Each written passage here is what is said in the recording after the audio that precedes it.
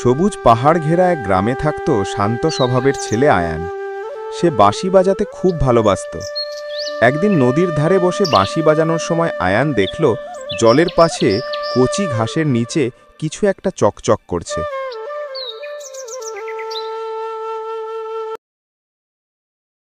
তুমি আমার জাদুর বাঁশি খুঁজে পেয়েছ?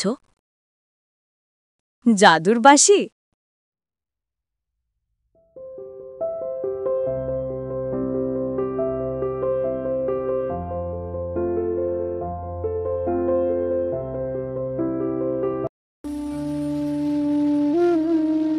গ্রামটা কয়েকদিন ধরে সমস্যায়। নালার পানি শুকিয়ে যাচ্ছে, চাষাবাদ থেমে গেছে, সবাই দুশ্চিন্তায়। এভাবে চললে ফসল হবে না। আয়ান মনে করল নীলা হয়তো সাহায্য করতে পারে।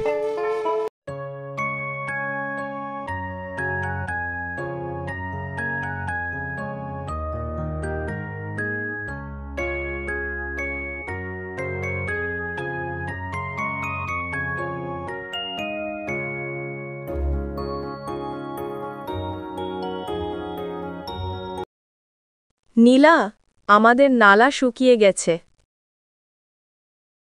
কারণ নদীর গভীরে এক দুষ্ট জলোচ্ছ্বাস দানব পানি আটকে রেখেছে। কিন্তু বাঁশির জাদু হঠাৎ ব্যবহার করলে সে রেগে যাবে। আগে তোমার সাহস, দয়া আর বুদ্ধির পরীক্ষা হবে।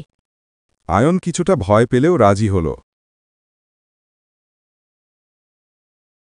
আয়ন ও নীলা গভীর নদীর ভেতরে নামল। ওখানে এক ভয়ঙ্কর দানব বিশাল পাথর দিয়ে পানির পথ আটকে রেখেছে।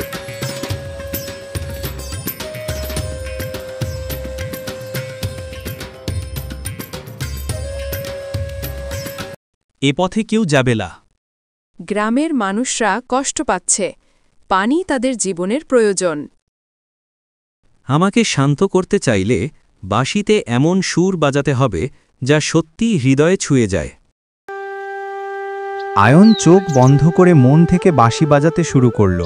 সুর এতটাই কোমল ছিল যে দানবের লালচে চোখ ধীরে ধীরে নরম হয়ে এলো। তোমার সুর আমাকে শান্ত করে দিল। আমি পানি খুলে দিচ্ছি। দানব পাথর সরাতেই পানি আবার নালার দিকে ছুটে গেল। আয়ন আমাদের বাঁচালো।